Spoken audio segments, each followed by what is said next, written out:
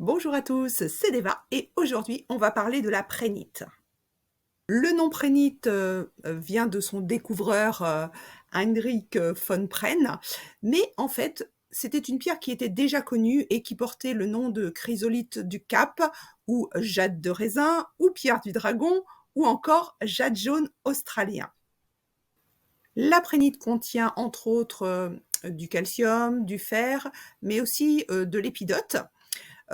Au niveau de la couleur, elle va des tons jaunes à vert, plus ou moins translucides.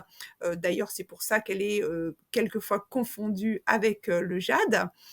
Au niveau de la dureté, c'est plutôt 5-6.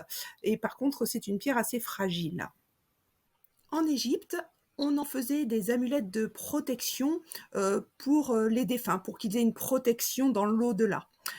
Au Tibet, elle est essentiellement reconnue comme une pierre de clairvoyance. Les Maoris l'utilisent notamment pour la fécondité, mais aussi dans quelques rituels de guérison. En Chine, c'est typiquement la pierre du dragon considérée comme répulsive contre les mauvais esprits. Pour les Amérindiens, c'était une pierre de guérison. Et bien sûr, en Inde, c'est équilibre au niveau du chakra du cœur, puisque c'est le chakra qui lui correspond.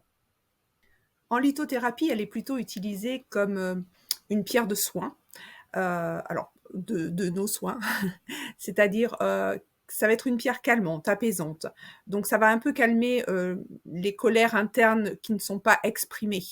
Du coup, ça va agir sur tout ce qui est acidité gastrique, problème de digestion, mais ça va aussi calmer toutes les tensions qu'on peut avoir suite à du stress et des angoisses.